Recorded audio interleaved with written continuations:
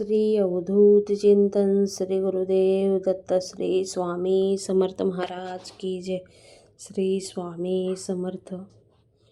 सर्व स्वामी भक्तांचं स्वामी माऊली या चॅनलवर स्वागत आहे आणि सर्वांना नमस्कार. श्री स्वामी समर्थ. तर आजचा अनुभव तुम्ही ऐकून नक्की तुमच्या डोळ्यामध्ये पाणी येईल, कारण अनुभवच असा आहे की म्हणजे हे अशा गोष्टी ज्यांच्या संगती घडतात त्यांनाच अनुभव होतो की काय असतं दुःख. तर आज ताईसंगती घडलेलं आहे ते खरंच ऐकून डोळ्यात पाणी येईल. तर ताई आणि त्यांची फॅमिली खूप चांगलं, म्हणजे त्यांचं चाललेलं संसार. ताई पण खुश होत्या, व्यवस्थित सगळं चाललेलं. पण अचानकच त्यांच्या घरामध्ये अशा गोष्टी होऊ लागल्या की ताई एकदम म्हणजे तुटून गेलेल्या पार, की आता पुढे करायचं काय. तर नेमकं झालेलं असं की ताईची जी मैत्रीण होती त्यांच्या संगती ह्यांचे संबंध खूप चांगले होते. घरात यायचे जायचे, जेवण खवण पार्ट्या सगळ्या व्हायच्या. तर त्यामुळे काय झालं की ताईचा जे नवरा आहे तो सुद्धा सतत त्यांच्या घरी जायचा आणि ताईची जे मैत्रीण आहे त्या दोघांमध्ये एक वेगळंच कनेक्शन सुरुवात झाले. पण हे ताईला माहीत नव्हतं. पण ताई जेव्हा केव्हा त्या सोसायटीमध्ये जायचे त्या बायका हसायच्या, टिंगल करायच्या आणि तिला देखील समजलेलं, पण ती इग्नोर करायची का असं काय म्हणजे चांगला आमचे संबंध आहे म्हणून लोकांना बघवत नाही. तिला असं होतं तिच्या डोक्यात. पण एक दिवशी तिने तिच्या डोळ्यांनी ह्या सगळ्या गोष्टी बघितल्या आणि ताईला ह्या गोष्टी सगळ्या जे बाहेरून समजायच्या त्या आता खऱ्या वाटू लागलेल्या. आणि एक दिवशी ताई आहे त्यांनी मग ह्या गोष्टी सगळ्या नवऱ्याला सांगितल्या की मला असं असं ऐकायला भेटते. तर ते बोलले नाही तसं काय नाही, पण ते बोलले मी माझ्या डोळ्यांनी बघितल्या ह्या सगळ्या गोष्टी. तेव्हा ते गप्प झाले तिथंच आणि हे सगळ्या गोष्टी तिला माहीत झाल्यापासून ते जास्तच करायला लागले दोघीजणी. तर जे काही ते करायचे ते खुल्लेआम ताईसमोर करायला लागले. तर हे सगळं बघून ताईला खूप दुःख व्हायचं. ताई खूप रडायच्या. एक दिवशी मार्केटात गेले आणि तिथं त्यांची शाळेची मैत्रीण भेटली. तर तिची अवस्था बघून डोळ्याखाली ब्लॅक सर्कल आलेले. हे सगळं बघून तिने विचारलं की अगं तुझी अवस्था अशी कशी झाली, काय झाले. तेव्हा ती सांगायला लागली की माझ्या संगती असं असं होतं आहे, माझा नवरा म्हणजे दुसऱ्या बाईच्या मागे लागला आहे आणि आता सगळं संपल्यासारखं वाटते की माझा जे संसार आहे तो इथंच संपला आहे आणि बघेन मी वैतागले आता, नाहीतर मी काहीतरी करून घेईन. तर असं म्हणताने त्या ताईच्या जे मैत्रीण होते त्यांनी बोलले काळजी करू नको, मी तुम्हाला मठात नेते, स्वामी महाराजांची सेवा सुरू कर. तुझं जसा नवरा पहिला होता ना तसंच होईल आणि हे सगळे छंद सोडून देईल.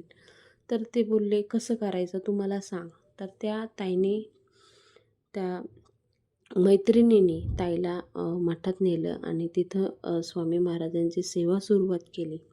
1 महिना झाला. थोडा म्हणजे लाईटली फरक पडायला लागलेला. चिडचिड कमी होत होती घरात आणि दुसऱ्या महिन्याला थोडा फरक म्हणजे तेवढंच.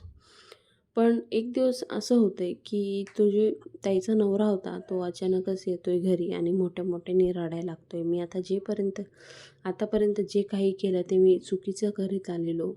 मला माफ कर, आता ह्यापुढे मी असं काहीच करणार नाही.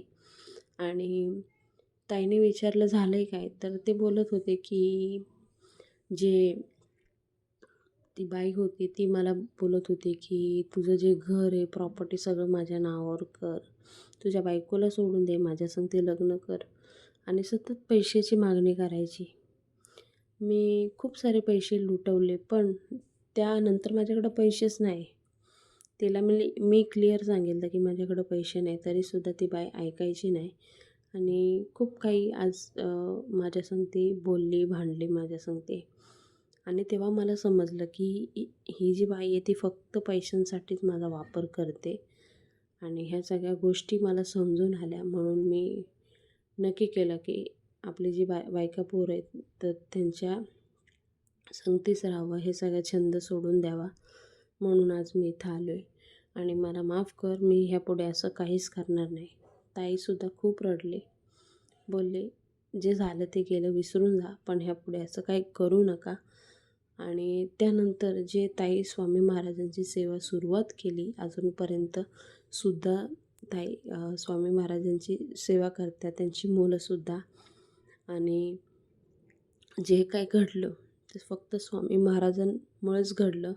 आणि ताईनेसुद्धा दादाला सांगितलं की अशी अशी मी सेवा करीत होते, ते सुद्धा स्वामी महाराजांची सेवा करायला लागले.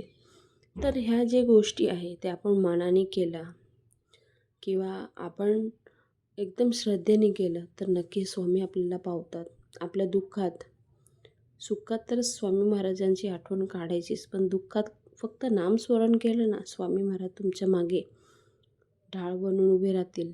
स्वामी महाराज ब्रह्मांड नायक आहे आणि कोणतीही गोष्ट जे अशक्य आहे ते महाराजांसाठी शक्य आहे. म्हणून आपण आपले कर्म चांगले करत राहायचं. देव बरोबर आपल्याला रस्ता दाखवतात. आपण रस्ता चुकलेला आहोत तर ते सुद्धा आपल्याला कशा मार्गाने पुढे जायचं ते दाखवतात. म्हणून कोणतीही गोष्ट कधी तुम्हाला असं वाटलं की आता संपलंय, काहीच नाही, तेव्हा फक्त महाराजांचं नामस्मरण करा. तुम्हाला नक्कीच महाराज काही ना काही रस्ता दाखवेल. तर आजचा अनुभव ऐकून नक्की तुमच्या डोळ्यामध्ये पाणी आलेले असेल, कारण एक स्त्रीसाठी स्वतःचा संसारच महत्त्वाचा आहे. नवरा चांगला व्यवस्थित असेल ना, दुसऱ्या स्त्रीला काहीच पाहिजे नाही. तर आजचा अनुभव तुम्हाला कसा वाटला कमेंट बॉक्समध्ये कमेंट करून सांगा. आणि तुमच्याकडे देखील स्वामी महाराजांचे अनुभव असतील तुम्ही कमेंटमध्ये कमेंट करून पाठवू शकता. आणि हो, कमेंट बॉक्समध्ये श्री स्वामी समर्थ लिहायचं विसरू नका. जास्तीत जास्त पुढे आपला व्हिडिओ शेअर करा. पुन्हा भेटूया नवीन व्हिडिओ सांगते. तोपर्यंत बाय बाय, थँक्यू, जय हिंद, श्री स्वामी समर्थ.